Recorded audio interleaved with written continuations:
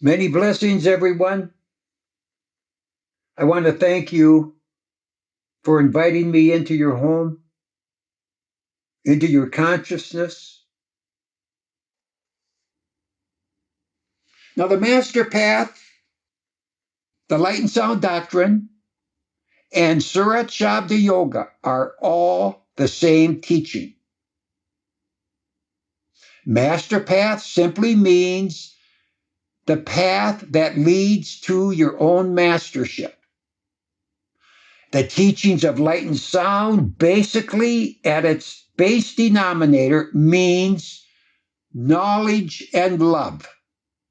The path of light, the path of knowledge, and the path of sound, the path of love. And Surat Shabda Yoga, don't get freaked out by the word. Surat means soul, Shabda means spirit, and Yoga means union. So it's the path of merging the soul into spirit. That's Surat Shabda Yoga. Now, the Master Path is all three of these separate names. It's been around forever. The Master Path is a newly coined word, but the Light and Sound teachings predate creation. They existed before anything existed in these lower worlds. That's how ancient and pure it is. Now, you don't have to believe me. In fact, on that point, I would say don't believe anything I say. Find out for yourself. Everything that I say can be proved through your own experience. Now, you're not going to prove it in a day, but it's there to be proved if you have the intensity of desire to pursue it. Now, when the spiritual journey begins, for you new seekers and achievers alike, the soul and spirit are completely unknown. We're not taught a thing about our soul, and we really are not taught anything about the Holy Spirit. What mankind has been told is spirit. What's actually being referred to is the prana and the kundalini and the universal mind power. These are all inferior forces and cannot be considered truly spiritual at all. Now, they have a higher consciousness than a human being does, and this is why so many people pursue and follow these forces, because they're higher than we are. But do they reach all the way up to where they could be called true spirituality? No, they cannot. Will the prana, the kundalini, or the universal mind power reveal your own soul? No, they will not. There's approximately 20,000 different types of paths, philosophies, religions, and metaphysical endeavors in the world today. Now, a master never comes in and says, okay, these teachings are wrong, my teaching is right. That's not how it works. Every one of these unique systems, whether religion, philosophy, metaphysics, the occult sciences, whatever, has their relative place in the sun. And they have assisted untold numbers of people throughout time.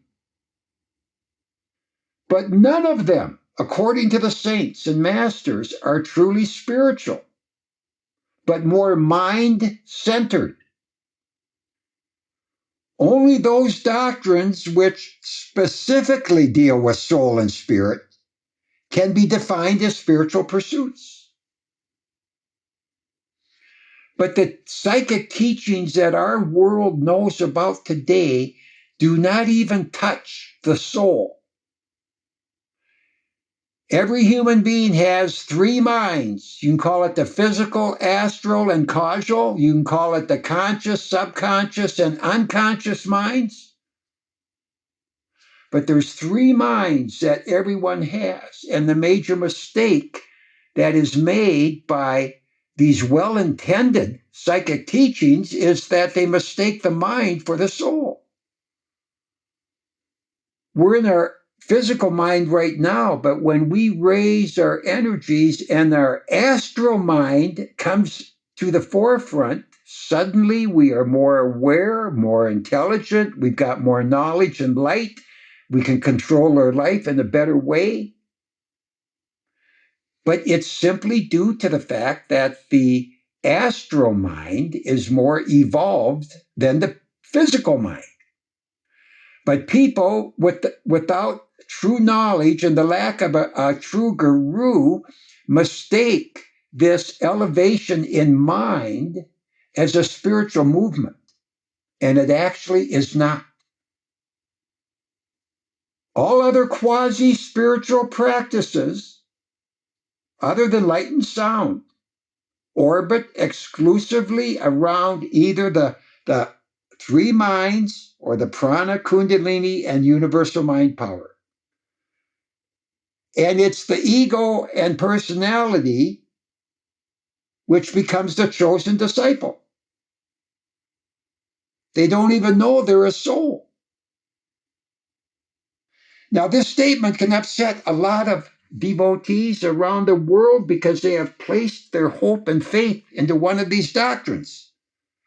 But please understand, it is never my intentions or the intentions of any other master to demean or belittle any doctrine, but just to review and reveal the absolute truth to his own Shilas. I have no desire to hurt a Christian, a Buddhist, a Hindu. If I was talking to them, I would do my best to support their belief system and encourage them to do better along their own lines of belief and devotion.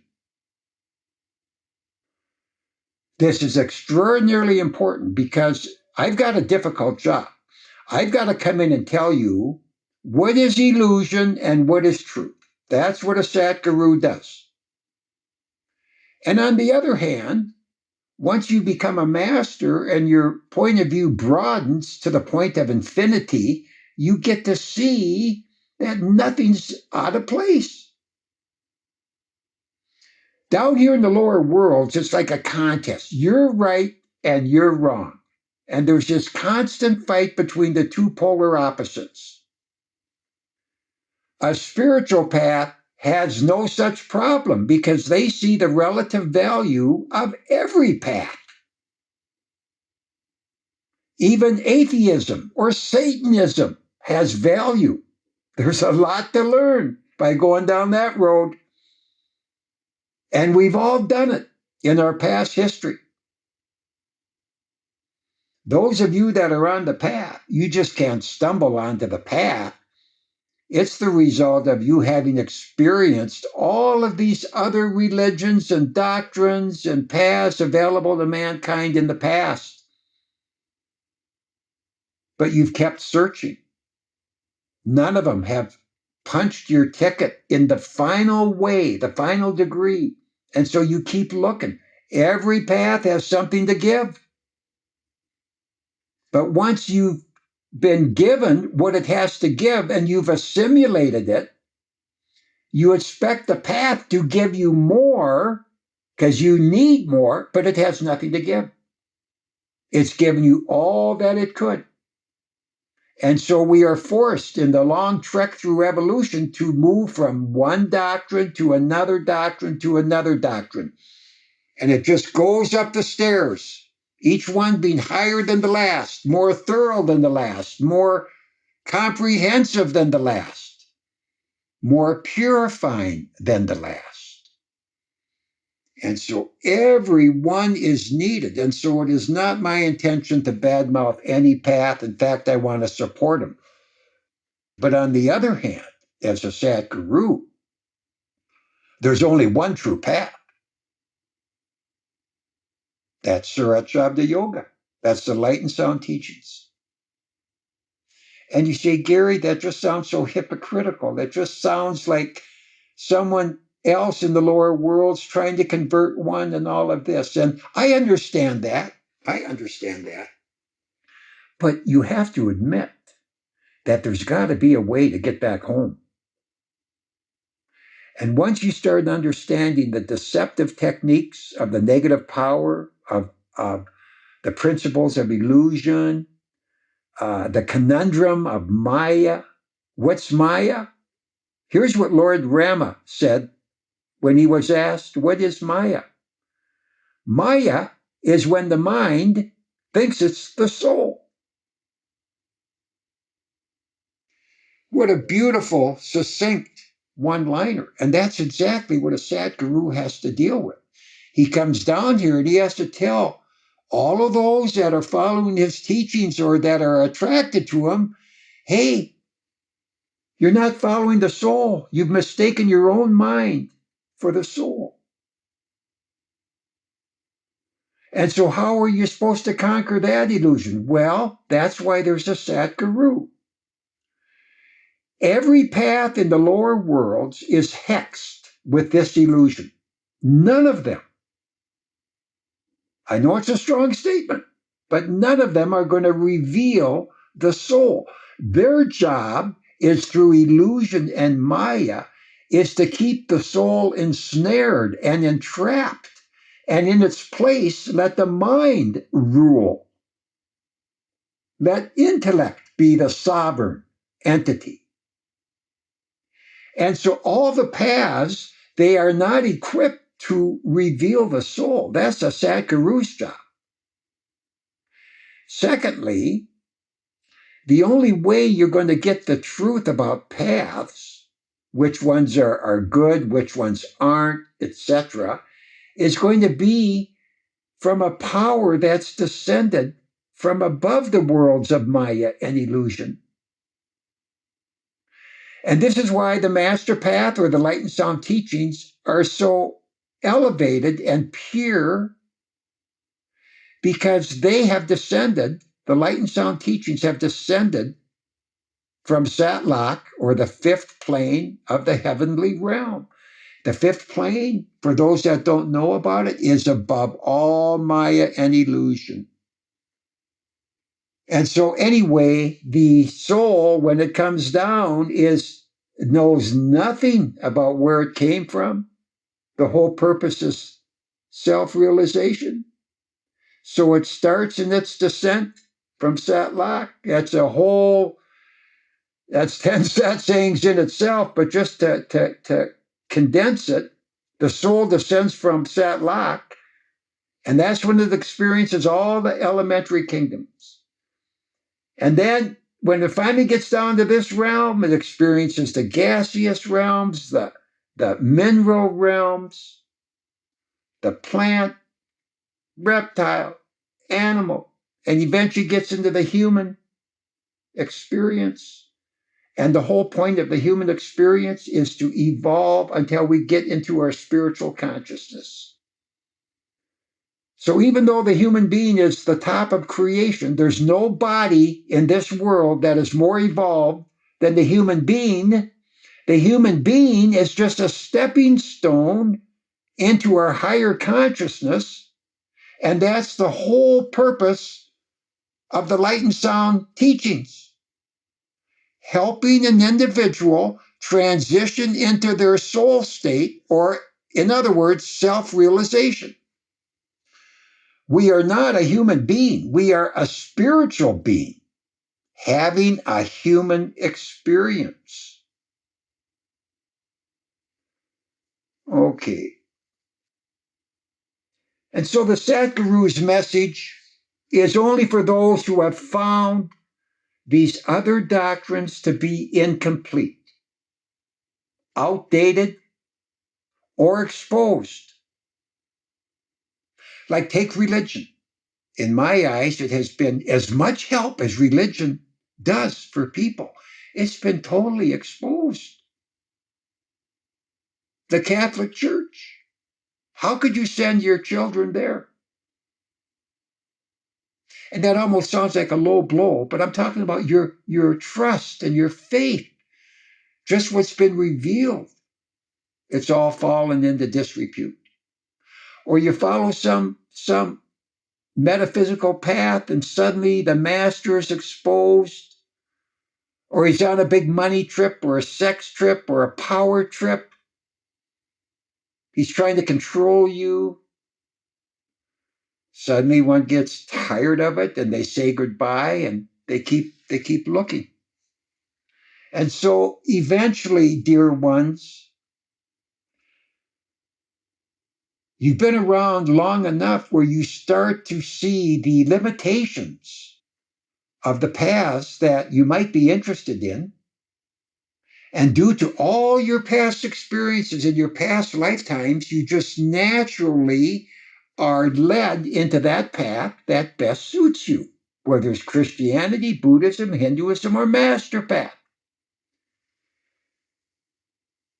What is unique to the light and sound doctrine and is absent in all the rest is the requirements of a living master. Number 2, initiation into the sound current. And number 3, adopting soul as the only viable disciple. This is unique to all other paths. The master, the sound current, and the soul comprise the most advanced and highest teachings known to humankind, and only a saint can bestow them. So I got a few bullet points I want to go through. Who is the true master? Is it the one you're listening to right now? No. The true master is not the man. My role, the man, Sri Gary, is a guide, a way shower, one to help prop you up, maybe help clear up a few issues. But my job is to kind of rein you in, introduce you to esoteric thought and considerations, and urge you to meet the true master up in your own third eye, inside your own temple, inside your own body. The true master is not human. It's a divine power. And so anyone out there that says, Gary, you are on the biggest messianic trip, you're on a big ego trip, I flatly tell you, no, it doesn't. It has nothing to do with me. The power's not with me. I'm a nobody. I'm just like you. I wanted to get home and I walked the path to get home. There's no difference between us. But the true master is the inner master. It's a godly spiritual force imbued with love, power, wisdom, the whole 10 yards. And that's who the true master is. So if anyone feels that I'm blowing my horn, you can keep that assumption, but it's just not true. I'm as lowly or as high as any one of you, and there's no difference. And I would like to be looked at that way. I love spirit just like you do. I want to be in my divine home just like you do. I get hassled just like you do. But you can look at me and get inspired, not by what I know, but by my example. If I can pull it off, living down here in this world in the 21st century with all that's going on, if I can pull it off, you can too. Okay, who is the true disciple? Well, this is what's so interesting, because who you think it is, it's not. You're not the true disciple.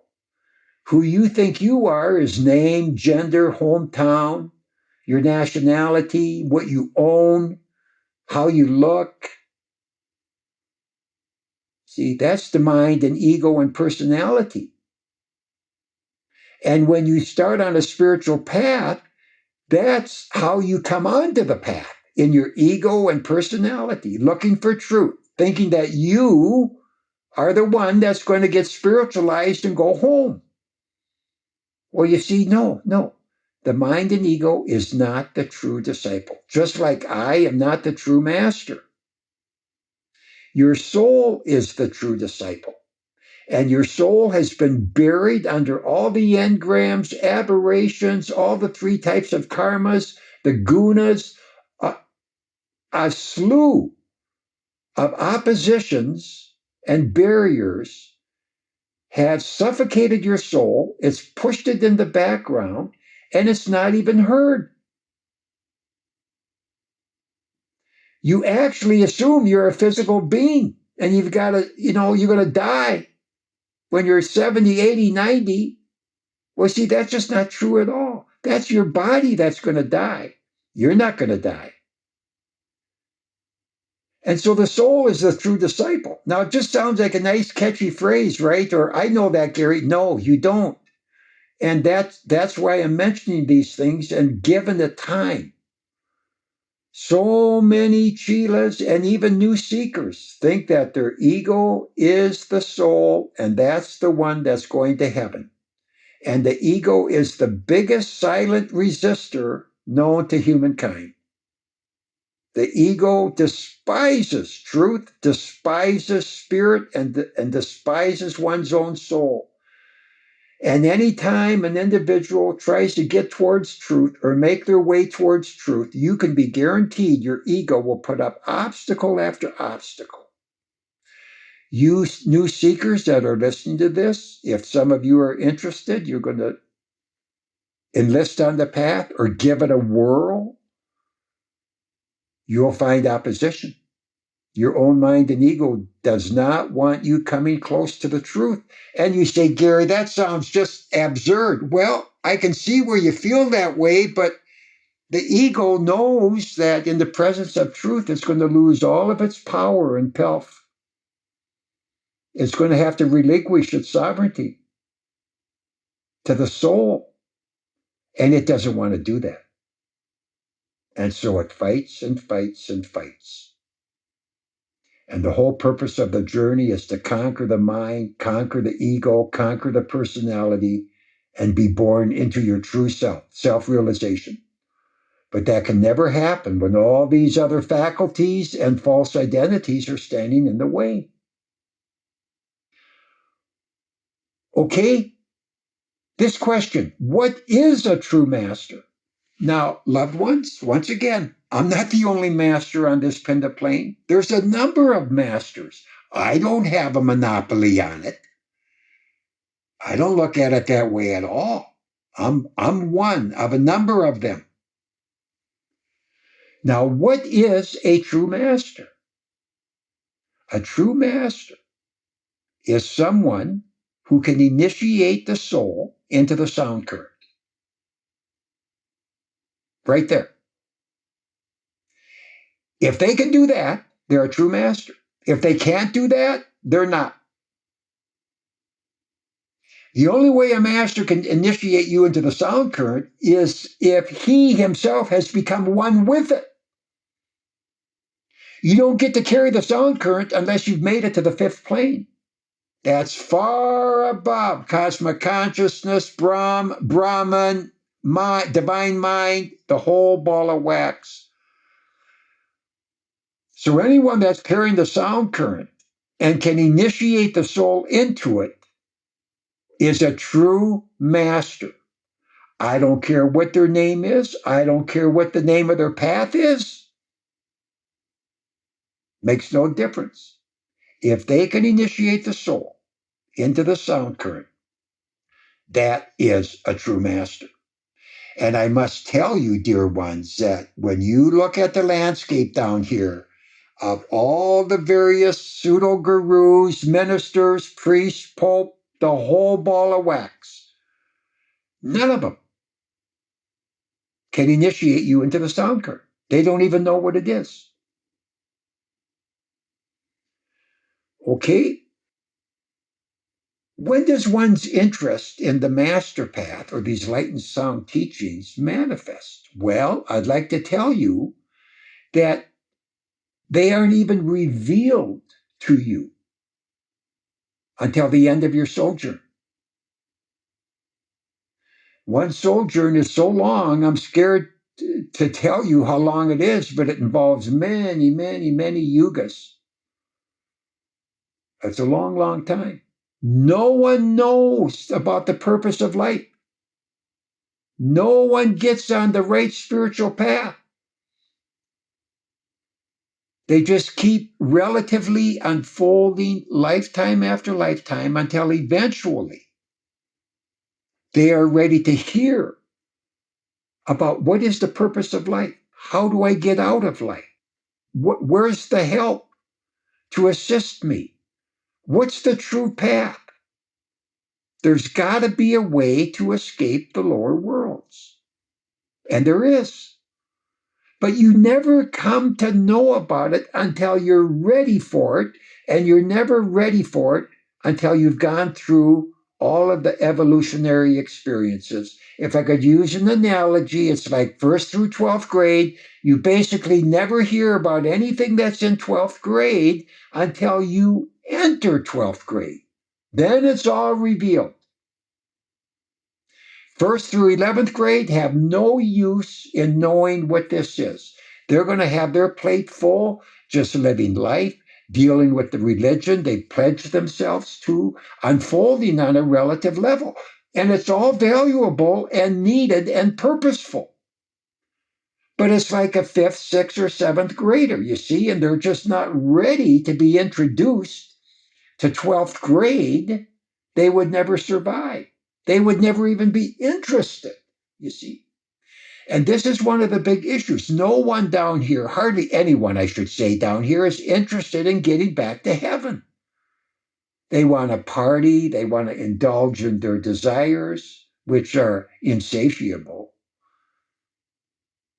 They want to live down here. They think they're a name or a body. They have no interest in going for spirit. Hardly anyone does. That's why religion is becoming so diluted and no one cares. No one wants to be accountable.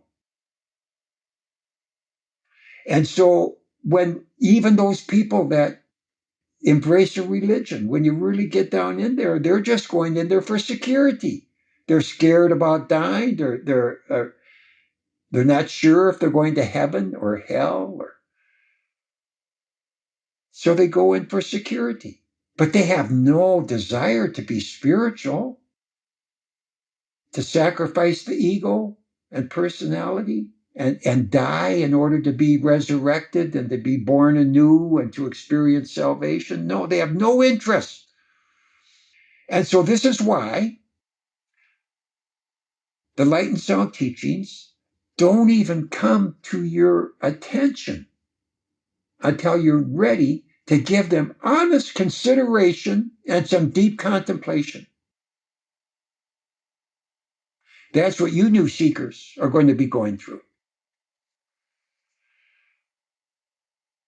Now, the seekers of the world, they don't want the living master. They want a dead master. Why? A dead master can't call them out. This is why one of the requirements for getting on the true path back to your own self and God realization is you must have a living master. How many seekers out there have a living master? Is Jesus a living master? Is Buddha? Is Krishna? Nanak, Kabir? No. They all came, they served their time, they were honored, they were righteous, but they left this theater. They no longer can initiate you. Jesus can't initiate any of the Christians that are on the globe today. They're all non-initiates. Because Jesus isn't living. You've got to have a living Sat Guru that's carrying the sound in his back pocket, and he has to be able to initiate you into the sound. And the reason we have a living master is to pull the rug from under our feet, for someone to challenge us, for someone to say, hey, what you're doing is taking you in the opposite direction. Now, no one wants to be called out. The ego doesn't want to be called out. And so my point is, how much is a dead master going to call you out? See, it's not going to happen. And so what it basically means is when you embrace a path that has a dead master, you can get away with murder.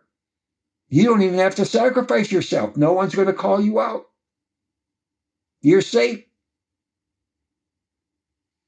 But I want you to know, you need a living master, and you need to be initiated by him to start your journey back to God and self. It doesn't work the other way.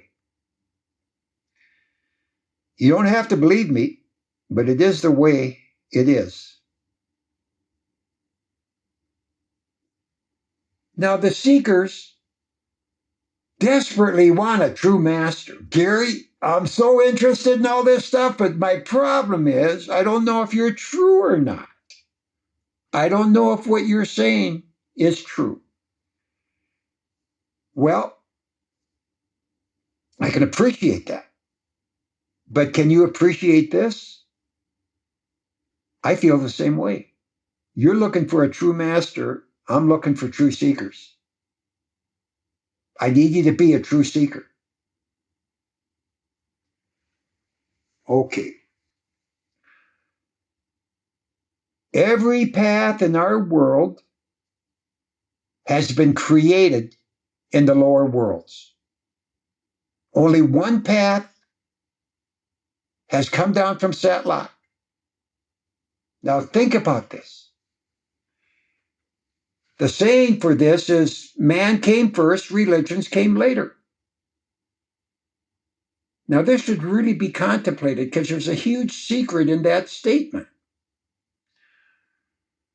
Every religion that you know about or that has been in this world was created by man.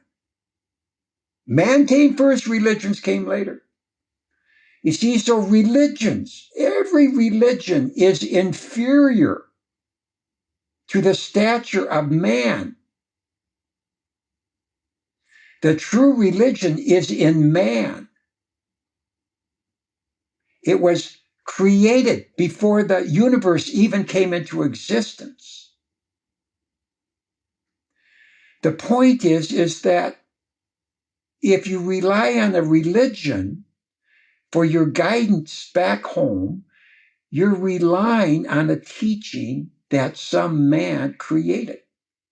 And if you say, well, Gary, Jesus came down here and spoke these things, yes, but hardly anyone knows what he said. St. Thomas's book that they dug up is probably the closest thing to how he talked and what he said. But no one knows. You see, the Bible was written and men said, this is what he said. But you can just tear the Bible apart with all the contradictions, just from a historical point of view.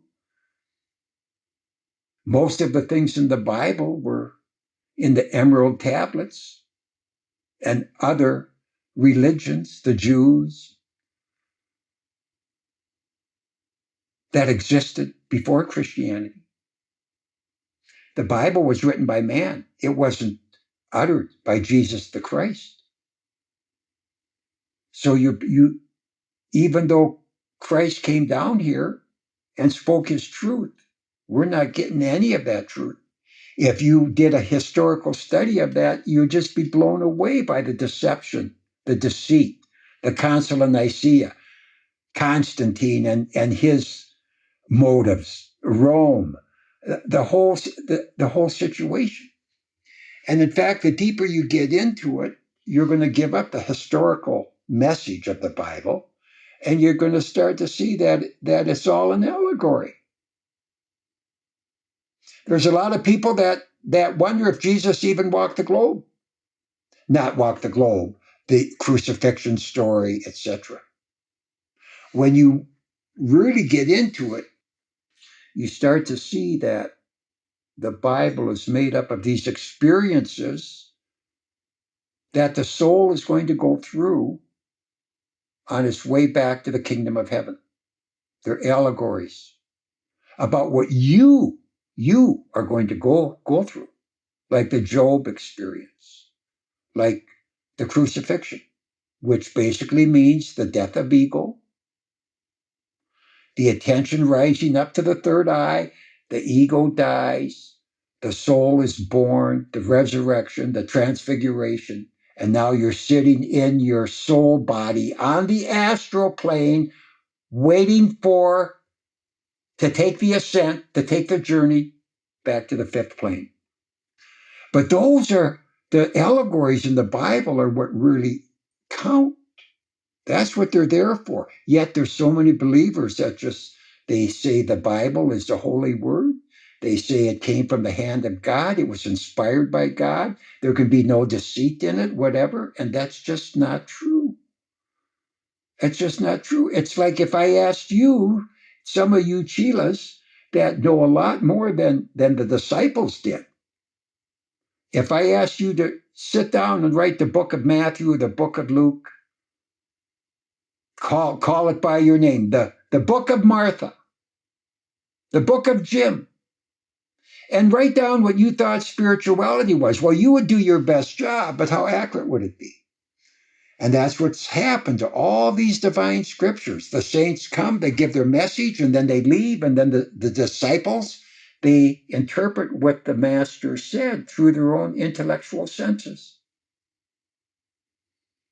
And that's how you get misinterpretations. So even though the divine teachings can be there, how they're interpreted is what destroys them. And suddenly one's misled.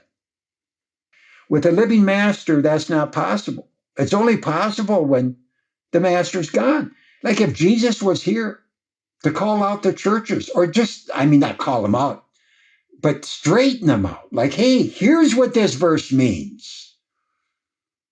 The rapture and the Armageddon. And no. We're talking about what you're going to go through on your spiritual journey. Not talking about the end of the world. Now, this true path is not an external path. It's an internal path. There's only one path. That's your path. People have this impression that religion and metaphysics and stuff, it's for the masses. Well, it is for the masses, but that can't be a truthful path. No truthful path is for the masses. The true path is only for the individual. And there's only going to be one path, and that's that individual's path. And no one has ever walked that path before because it's your path. And thirdly, there's only one pilgrim that's going to walk that path, and that's you. MasterPath tries to embody that last paragraph. The master path, the highest path, is not external. It's your path. It's your sacred road back to Satlak and self-realization. You've got to go inside to find it. And the master's waiting for you to take your hand and walk your path. But it's important to understand that normal doctrines never have that view. They say, no, this is for the masses. And I want you to know, any path that is for the masses cannot be the ultimate true path. Now, you have every right to follow those paths. I don't mean to imply you don't. I only want to state that there's only one true path, and it's your path inside your sacred body. The altar's inside. Your temple's inside. The path is inside. Spirit's inside. Your soul's inside. The kingdom of heaven is inside. It's all internal. And that's what a Satguru does. He helps you focus your attention and get it up to the third eye, helps you get through the veil and start the path. And then you and the master start climbing the planes, working through the issues that are pertinent and pressing only for the sake of freeing up your soul. And the soul and master steadily move up each plane into self and God realization. Now, if you are sincere, the light and sound teachings are revolutionary. I stand by that statement. Call me a fool or a fraud. I don't care. I stand by it. If you are sincere, you will find these teachings to be revolutionary. If you are not hungry for the truth, another path would be better for you. I truly mean that. I have no desire to get more students, more chelas. I have no desire to try and convert you. I have no desire to try and persuade you or turn the trick. If you're hungry for truth, this path will be revolutionary. If you are not hungry for truth, I would stay away from it and embrace some other religion or teaching. You would actually do better if you did that. The master path is for those that want soul, spirit, and God, and they want to get home. It's that simple. And by the time you've gone through multiple lifetimes, you get to the point where you're sick of all the games, all the illusions, all the con jobs. You just want the truth. Just give me the truth. Where can I get the simple truth? And I tell you, you can get it from a Satguru, a true guru, not a pseudo guru. They're going to be pumping what they think is truth. And it must be respected, but it's usually limited when compared to Satlak. The true path is an inner journey to your own self, spirit, and godhood. That's it. You are divine. It is the soul who was created in the Lord's image, not the body nor the mind. Now you run out there and talk to a Christian, they actually think their body was created in the image of the Lord. That means like the Lord looks like us. See, well, that's so elementary and convoluted.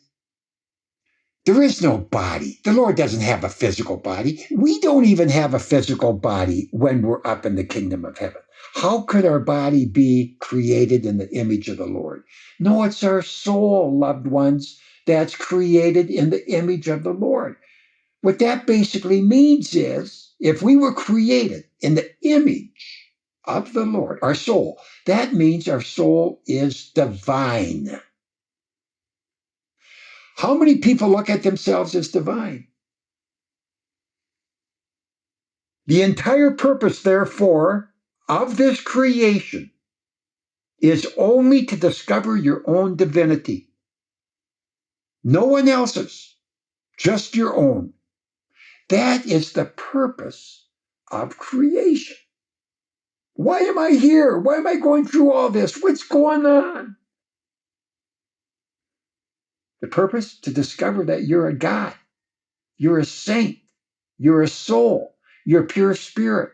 You're flawless. You're blemishless. You're perfect. That's the purpose. Now you tell me, how far away are you from that? We're in a deplorable situation down here. And if one truly knew who and what they were, it would change everything in your life. Now, your mind, ego, and personality are not divine. That's the illusion. It's your soul that is divine. Only the sound current can reveal the soul. All other forms of light or knowledge only reveals the mind, like Vedanta, Scientology, Hinduism, Buddhism. They're all mental paths. They do not reveal the soul. They reveal the divine mind. And if you don't believe me, go into the deeper research into Hinduism, Buddhism, and you will find out they don't even like using the word soul. They feel the soul is completely absorbed into Brahm, Lord Brahm, on the mental plane. And basically now one's just one with everything. We're a divine mind. We're one with the spirit or the universal mind power. And they don't even recognize the soul. Now, these are respectable teachings and religions in our world. Christianity doesn't recognize the soul. They feel the ego and mind are the ones going to heaven. And so it really is extremely interesting when you get into the spiritual pursuit. You come to find out so much. Okay? Who has the authority and experience to make such bold claims as have been made tonight? Only a living Satguru does. That's it. That might sound awfully conceited, but I don't mean it that way. No one knows what the truth is. No one has the authority to tell you what truth is, unless someone the Lord has sent. The ego might not like that, but that's the truth of the matter.